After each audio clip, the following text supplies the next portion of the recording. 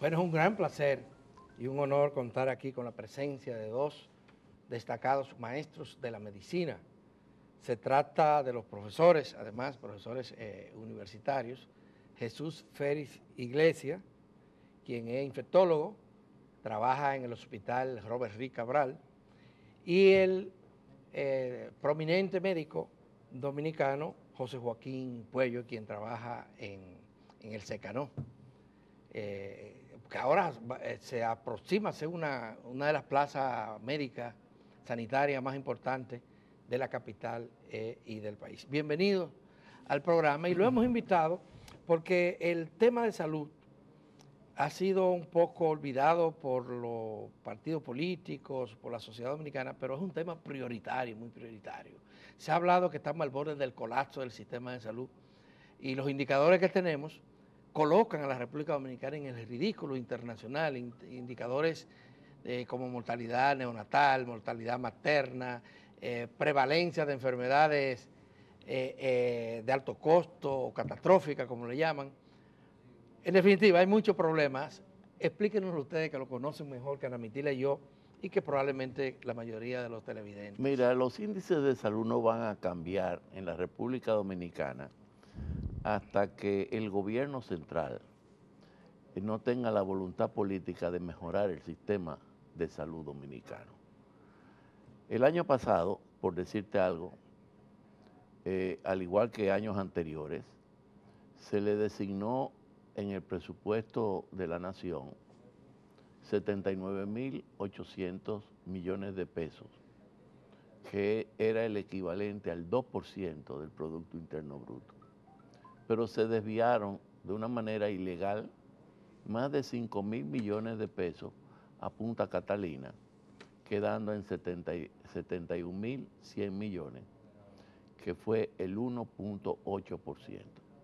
Con el 1.8% del Producto Interno Bruto no se puede hacer grandes logros en salud. Y es por eso que tú ves que el índice de mortalidad materna, de mortalidad infantil y de mortalidad de niños por debajo de 5 años de edad, que son índices que te reflejan el estado de salud de un país, están de los más altos del continente latinoamericano, si no el más alto, excepción de Haití. Y ya Bolivia ha ido tomando algunas medidas para disminuir sus índices tan elevados. Pero cuando tú comparas países que tienen una economía intermedia, como la República Dominicana, como lo es Panamá o como lo es Costa Rica, para no mencionarte a Cuba, que tiene un sistema político y económico diferente, ellos andan por el 7% del Producto Interno Bruto para salud. Obviamente, cuando compara los índices de mortalidad materna, infantil y en los menores de 5 años de esos países en relación a la República Dominicana, pues es del cielo a la tierra. Esa es la razón. ¿Y Sí, usted qué bueno, dice, doctor? Bueno, igualmente, el problema de salud es un problema de inversión y de voluntad política. Yo no le atribuyo, y nunca lo he hecho, una intención exagerada de parte de los presidentes que hemos tenido, de que no quieren invertir en salud.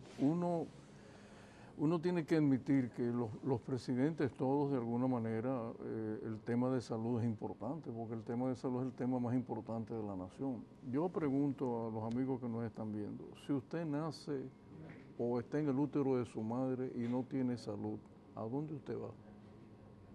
Si usted no alimenta a ese niño como tiene que ser y lo vacuna los primeros 2 años de vida, ¿a dónde usted va? Porque la medicina no se equivoca. Nosotros tenemos periodos de crecimiento en el ser humano que nosotros no los podemos obviar. ¿Cuál es la razón de que el caballito que nace camina inmediatamente nace? Apenas unos minutos después que nace, o la vaquita comienza a caminar, el ser humano no. El ser humano no habla hasta los 3 o 4 años. ¿Qué significa eso? Que durante esos primeros años o meses de vida y los meses en el útero de la madre, es sumamente importante el cuidado de la madre y del niño y del infante o del neonato que empieza a desarrollarse. De lo contrario, vamos a ver los efectos secundarios de una mala medicina y de una mala inversión en salud más tardíamente en la vida. Los estudios no se equivocan y la medicina, lo sabemos Jesús y yo, la medicina está basada en evidencia. No es lo que a Jesús se le ocurre ni a mí tampoco, es lo que está escrito, lo que se ha podido probar. Y lo que se ha podido probar es que a menos que uno haga inversiones importantes en materia de salud para mejorar la mujer embarazada, el neonato, los niños en la primera infancia, a menos que uno haga eso, obviamente que la sociedad va a sufrir.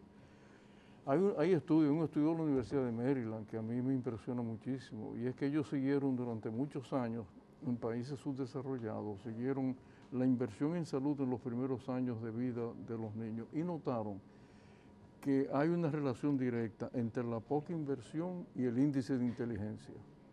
Lo que quiere decir que obviamente el cerebro humano es lo que nos gobierna todo, y si usted no lo alimenta bien, si usted no lo cuida bien, con todos los parámetros médicos que tenemos, la vacunación, hay problemas. la alimentación. Pero se habla de que en el país la inversión es bajísima, es menos de la mitad del promedio de América Latina, que está por encima del 4 ya como promedio. En América Latina, y aquí estamos hablando de menos de un 2 cada año, y eso es continuo, porque si usted hace una relación de hace 20 años atrás hasta hoy, ese ha sido el promedio, o sea, se ha subido un poquito, se baja mucho. Se habla además de que además de esa bajísima inversión en salud, nosotros tenemos también un problema de la calidad de la inversión. ¿En qué que se invierte? Los limitados recursos que llegan al sector. Mira, explíquenme esto. No solamente eso, sino la organización del sistema de salud. Sobre todo. La organización. Por ejemplo, en cualquier país organizado del mundo, un profesional de la salud debe tener una numeración determinada. Nosotros tenemos aquí un exequatur, un obsoleto exequatur, que le dieron el número del exequatur a un médico igualito, es el mismo número de un agrónomo, de un abogado, de un ingeniero civil, de un arquitecto, porque es un decreto del presidente para que tú puedas ejercer. Fíjate cómo es la cosa. Entonces, la numeración de un abogado es la misma de un médico, cuando deberíamos de organizarnos a través del número de la cédula, que ya te la entregan desde que tú naces hasta que te mueres. Y que es única. Que es única. Pero ese es un lado. Por otro lado están los certificados. Cualquiera puede hacer un certificado médico y ponerle el nombre que le dé la gana. Puede poner doctor José Joaquín Puello y hacer un garabato. ¿Por qué? Porque la firma del doctor José Joaquín Puello, o la de Jesús Félix, o de cualquier otro colega, no está registrada. Tú puedes hacer un cheque de un banco y cambiarlo en Montecristi o en Barahona, y la sucursal del banco va a ver si esa es tu firma, porque está registrada. Pero la firma de los médicos no está registrada. Entonces cualquiera puede hacer una receta. Y si no hay numeración y no hay firma registrada, ¿de qué sirve? No sabemos cuántos somos, por cuántas especialidades.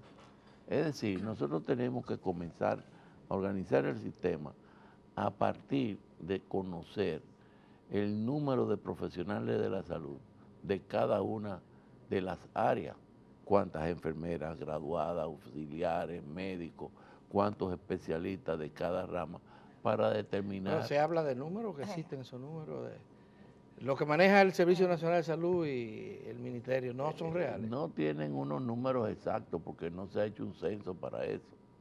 Ya. Y no sabemos entonces las universidades qué hacer, el Ministerio de Educación Superior, de decir, bueno, vamos a incentivar, si nos hace falta más enfermeras, vamos a incentivar la carrera de enfermería, si nos hace falta más farmacéuticos, vamos a incentivar la carrera de farmacia. Sí, pero aparte, siguiendo la línea de la calidad de los servicios que se prestan, en medicina, ¿qué dice, qué opina el doctor Puello al respecto? Por ejemplo, con las muertes maternas se ha determinado que la mayoría de esas muertes se producen en centros hospitalarios y se ha demostrado que en muchísimos casos hay negligencia. ¿Qué usted dice sobre esa calidad que se presta? Ese es un tema complejo, porque estamos hablando de que nosotros, frente a la luz de los descubrimientos modernos en medicina, tenemos que revisar el currículum de las escuelas de medicina. No podemos seguir con el mismo currículum que tenemos. En este momento que nosotros estamos hablando, si un estudiante de medicina no tiene conocimientos profundos de la genética, de la inmunología, de las computaciones cuánticas, ese muchacho cuando llegue, cuando se gradúe y se enfrente a lo que está pasando en la medicina moderna, no le va a entender. Yo voy más lejos. En el caso de Jesús y mío, y Jesús casi hablo por él o hablo por él, si nosotros dos que tenemos en el caso mío, más de 56 años de ejercicio profesional, si yo dejo de ir a un congreso internacional al año siguiente no entiendo de lo que están hablando, porque la medicina es tan dinámica que ha ido cambiando de una manera exponencial. Y el otro tema es un tema geográfico, de distribución de médicos. Nosotros sabemos con absoluta certeza cuántos médicos necesitamos en las diferentes especialidades, tomando en cuenta el número de habitantes. Pongo un solo ejemplo. En neurocirugía, que es mi especialidad. En neurocirugía nosotros estipulamos internacionalmente que debe haber un neurocirujano por cada 100.000 habitantes. En este momento que estamos hablando tenemos en el país cerca de 70. Debe haber unos 16, 20 en entrenamiento y fuera del país más de 20. Lo que quiere decir que al cabo de 2 o 3 años nosotros vamos a sobrepasar, Jesús, los 100 neurocirujanos. ¿Qué van a hacer esos muchachos? Operarse unos a otros. Pero esto se complica aún más. Y es que hay zonas, y yo lo digo con muchísimo dolor, hay zonas del país donde, por ejemplo, no tenemos un oncólogo, no tenemos un hemodinamista. Estoy hablando del suroeste, donde yo soy. Pero siempre se ha hablado de dar unos incentivos a los médicos que destinados... Ese es el tercer tema, Ana. No puede ser que nosotros mantengamos los salarios tan bajos a los médicos. De alguna manera hay que pagarles a los médicos, sobre todo para que mantengan su nivel de entrenamiento, puedan... aquí viene el cuarto tema, que es un tema que lo hemos hablado 1000 veces en el colegio médico, la recertificación de los médicos. Todos los médicos que estudiamos en el extranjero tenemos que recertificarnos. Usted se gradúa, usted hace una especialidad, pero llega un momento que usted tiene por lo menos anualmente que recertificarse. Y no es tan difícil tampoco, porque hay protocolos perfectamente establecidos para la recertificación. Y eso conlleva, obviamente, que algunos médicos dominicanos que no se recertifican se van quedando atrás en el ejercicio de la medicina. ¿Y quién sufre? El paciente. Entonces, en conclusión... Pero eso es peor, doctor, porque no hay un sistema real de sanciones y de control. No existe. No existe en el país. Entonces el paciente muere, y sobre todo si es pobre, y simplemente murió. Así es. Se quedó, no pasa nada. Yo dejo una pregunta en el aire. ¿Cuántas autopsias de los pacientes que mueren en hospitales hacemos? Los hospitales universitarios y de alto nivel, el índice para uno saber si el hospital es bueno o no son dos nada más. Uno, la investigación que hacen, saber de qué se muere la gente, qué patología están atendiendo. Y dos, el número de autopsias. Por lo menos donde Jesús y yo estudiamos, todo paciente que se murió en los hospitales que nosotros estudiamos fuera del país, hay que hacer autopsia. Claro. Es la única manera que usted puede saber de qué murió ese paciente y luego eso se traspola a la política pública. Bueno, si en el hospital Aybar se nos está muriendo una gran cantidad de accidentes cerebrovasculares, entonces la política... Y cuando se hace alguna investigación tampoco hay consecuencias, porque en el caso de la muerte materna, el protocolo de salud pública implica que hay que estudiar, una vez muere una mujer de parto, se hace una especie de consejo, se investiga y se determina. Y se ha determinado en muchísimos casos que hubo deficiencias, que hubo fallas en el sistema. Y no pasa nada, ni siquiera se cambia al médico o al personal Pero que no interviene. solamente tú la tienes que ver de la falla médica, Sí. también hay falla de insumos. No, pero por supuesto que sí, por supuesto que sí. Pero el problema es cómo se remedia, Bueno, cómo se rectifica, cómo se cambia. Y lo que decía José Joaquín con relación a las áreas del país que están desabastecidas de Desprotegido. profesionales. Yo le voy a poner un ejemplo muy sencillo que lo viví en unos años anteriores. El municipio de Oviedo, en la provincia de Pedernales. Se hizo una clínica rural en el año 80, pero hace ya más de 40 años.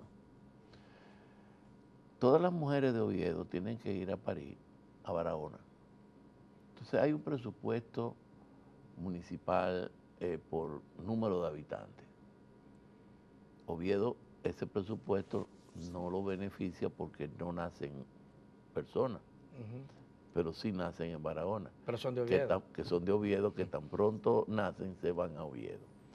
¿Por qué esa clínica rural no se amplía un poco más y se hace un hospital de segundo nivel donde se pueden hacer cirugías elementales y una sala de parto? Pero, Y la mujer no tiene que coger un motoconcho o una guagua para tener que ir a Barahona no solamente a chequearse del embarazo, sino a parir en el lugar donde vive. Y te estoy poniendo ese ejemplo de ese municipio, como ese hay otros municipios. Tú coges a un recién graduado y le dices que le vas a pagar el sueldo de 8 a 12 y de 2 a 6, tiempo completo. Y le colocas una vivienda gratuita hasta que te dé servicio. Y es la forma de tú ir descentralizando y ofreciendo los servicios de salud en todos pero los tengo rincones entendido del que la país. ley obliga a que los médicos recién graduados, llamados pasantes, tengan que irse, pero no solamente pasantes de medicina general, sino pasantes también de especialidades. Tengan que ir a prestar por un tiempo determinado sus servicios. Eso no se cumple. Es que eso es obsoleto. Además es anacrónico. Déjame decirte por qué. Para darte el exequatur de ejercicio, tú tienes que hacer una pasantía. Te graduaste en la universidad, tienes que hacer un año de pasantía. Pero te envían a un municipio lejano o a un distrito municipal y tú te vas solo. Tú diagnosticas, atiendes, recetas y resuelves solo. Sin supervisión. Sin supervisión. Durante un año para que te den el exequatur para tú poder ejercer oficialmente. Pero esa es la situación que tenemos Esa es la situación. en todas, la que usted llamaba clínicas rurales, los centros de atención primarias. Los centros de atención primaria están ocupados por médicos pasantes, en su inmensa mayoría. Pero si no hay supervisión. Y sin supervisión de un médico especialista, entonces, ni siquiera médicos familiares. Eso no puede ser. No puede ser. Pero no eso puede permaneció tanto tiempo así. Sí. Eso comenzó después de la Revolución Cubana, que vino, había que contrarrestar la Revolución Cubana y se inventaron entonces este tipo de solución en un momento en que la República Dominicana, estamos hablando de la década del 60, el 50% era rural. De ahí aparecieron las clínicas rurales. La clínica rural es un fenómeno más de los años 70 y 80, básicamente. Estamos hablando Sí, 70, sí, mediados de los años 70. Pero ya comenzaba de cómo contrarrestar la revolución Pero hoy cubana. tenemos que el 80% de la población vive en zonas urbanas y sin embargo Se el queda todo igual. 49% todavía de las unidades de atención primaria están en zonas rurales, donde solo queda el 20% de la población. Quiere decir como que nos estancamos. ¿Qué es lo que pasó? Que no pudimos seguir Es que, como decía José Joaquín, es que la salud es demasiado dinámica. Sí. Y nosotros tenemos que estar al día constantemente. Entonces, ¿qué pasa con esto, Alberto? Que una vez uno comienza a hacer este tipo de crítica constructiva, ahí viene la respuesta política de parte de los funcionarios del Estado. Exacto. Cuando el tema médico, el tema de la salud de una nación, que es el tema más importante que una carretera, más importante que una playa turística, etcétera, porque si usted no tiene una sociedad sana, usted no va para ningún lado. Sí. Entonces, generalmente la contracrítica viene de que esto es un tema político. No, en países desarrollados este tema no se discute. Por lo menos donde bueno, ya los médicos le prohíben hablar. Digo, por lo menos del hospital donde trabaja. No, y no solamente eso, Ana. En países desarrollados, y yo estudié en Inglaterra, este tema no existe porque los partidos políticos están de acuerdo cuál va a ser el tema a 10 años a partir del momento. Pero eso nos remite a una propuesta que ha hecho Alianza por el Derecho a la Salud, organizaciones sociales, comunitarias, que han planteado la necesidad de un pacto en el que políticos y organizaciones sociales se comprometan, médicos inclusive, los gremios, a impulsar un determinado programa de mejoría que implique mayor inversión. En tono jocoso yo podría decir esto. Yo cuando oigo lo del pacto del agua y el pacto eléctrico, yo digo, sí, vamos a tener agua y electricidad en un país sin salud. Entonces, ¿por qué no hablamos del primer pacto de la nación? ¿Qué es la salud? Que es el pacto por la salud. Ese es el primer pacto. Fíjate, y después veremos. Sin menospreciar la conquista del 4%, que es muy buena para educación. Claro. Pero educación son 10 años de la vida. Sí. Porque es desde el primero de primaria hasta el bachillerato. Son 10 años, 10, 12 años. Y la salud es toda la vida. La salud es desde la concepción hasta después de la muerte, porque hay que buscar hasta la caja para enterrar al Entonces ustedes individuo. son partidarios de que se trabaje por un pacto. Y esta sería una buena coyuntura, que están haciendo campaña, un paquete de gente. No, pero y de salud no hablan, ¿eh? Pero estamos totalmente de acuerdo en que hay que despolitizar la salud y que haya un plan de nación. Sí.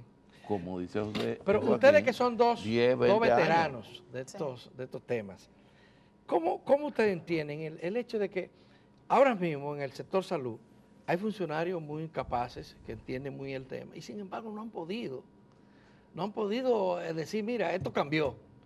Caso del Servicio Nacional de Salud, que tiene un hombre prominente ahí, el caso de la Superintendencia de Seguridad Social, de Salud y Riesgos Laborales, muchos, y todo sigue igual. Oye, ¿por qué, Adalberto? Es porque hay un submarinismo.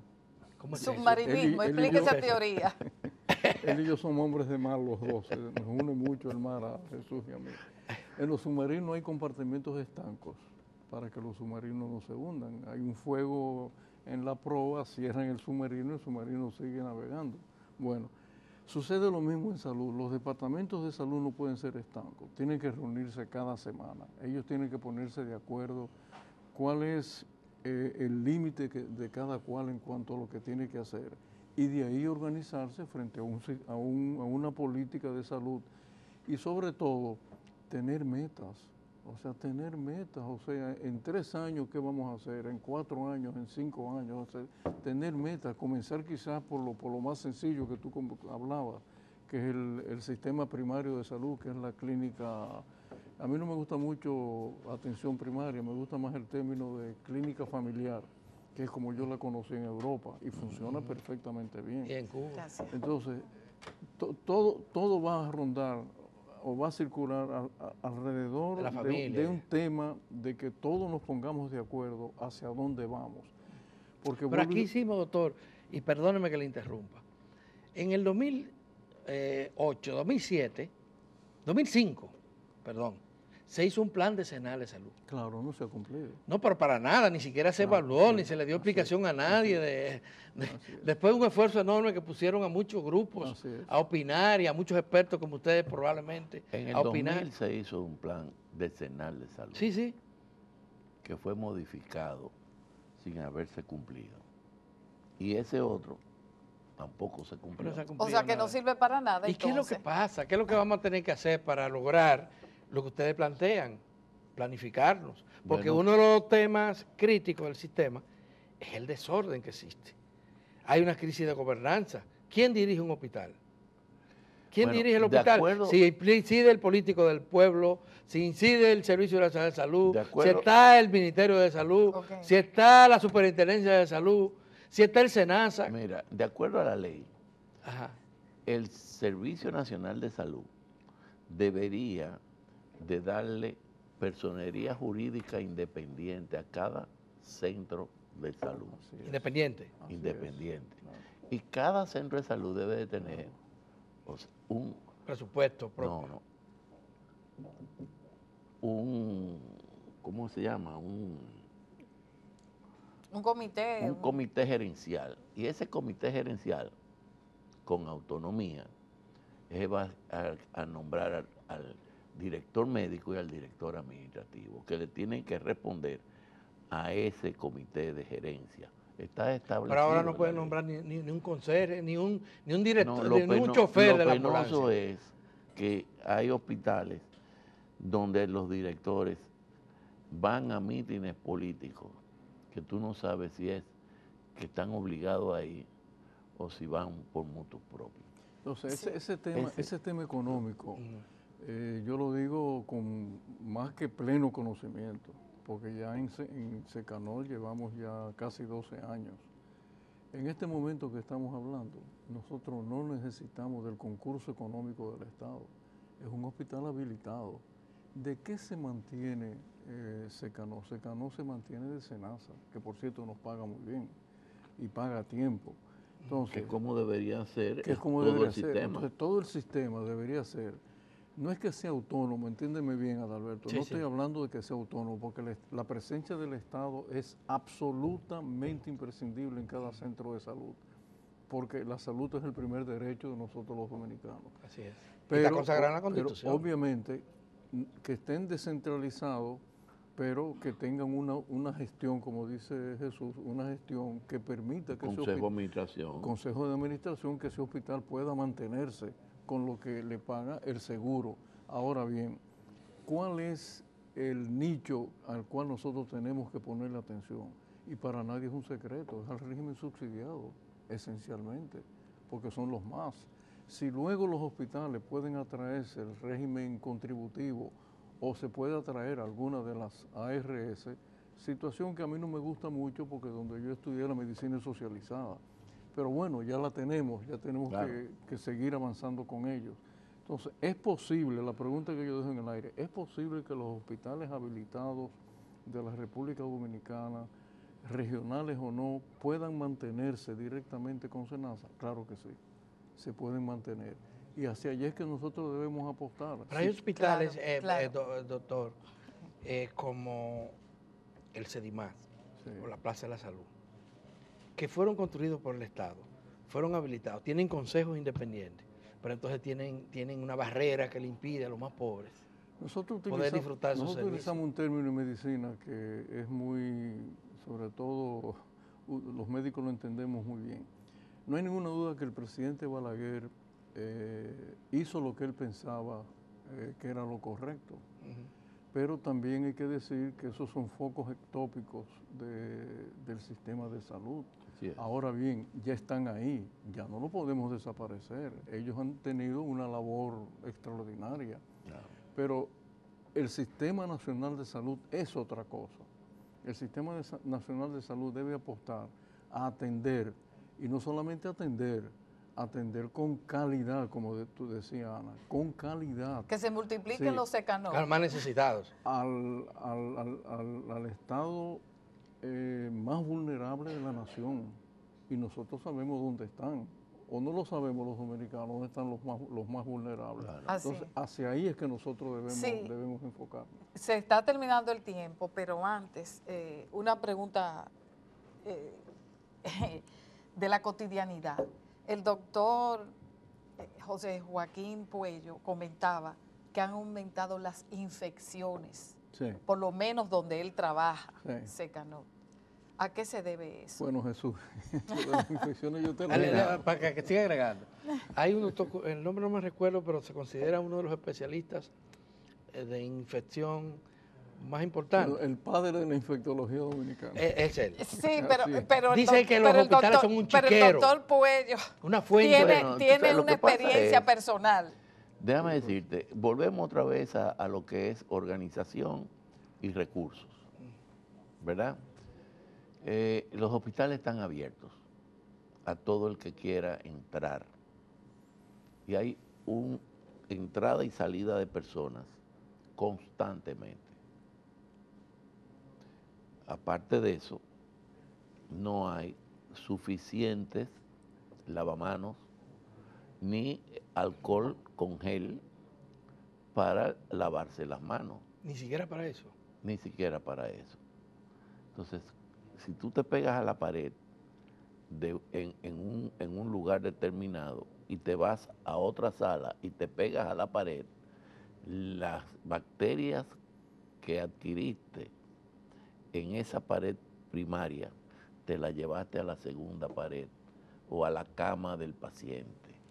Entonces, las infecciones intrahospitalarias, llamadas nosocomiales, que son altamente resistentes a los antibióticos, es un grave problema. Un grave problema que cada día se acrecienta y hay que ponerle atención. Ana, sí, definitivamente alrededor del Hospital Aybar ya fue intervenido de parte de el síndico, de David Collado, la policía, la gente de la Armada, el Ejército, Obras Públicas, el SNS, y se ha limpiado el entorno, la verdad que sí. Y eso va a reducir el índice de infección. Y les hago una anécdota en medio segundo. En uno de los grandes hospitales norteamericanos, no voy a decir el nombre, que yo fui recientemente, encontré que mis colegas quirúrgicos andaban sin corbata. Habían descubierto que la mayor parte de las infecciones venían de los médicos que usaban corbata en la punta de la corbata. O sea, fíjense hasta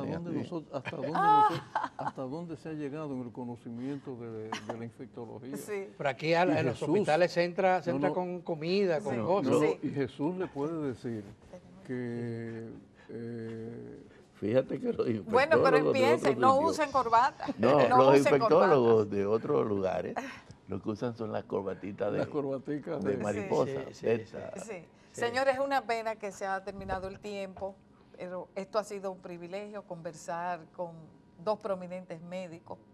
Así que muchísimas gracias, José Joaquín Puello, neurocirujano y con ejercicio en Secanop, aparte de su práctica privada, e igualmente al doctor Jesús Férez Iglesias, infectólogo en el Robert Rick Cabral y su práctica Y éxito privada. es Robert Reed, que lo van a remodelar también.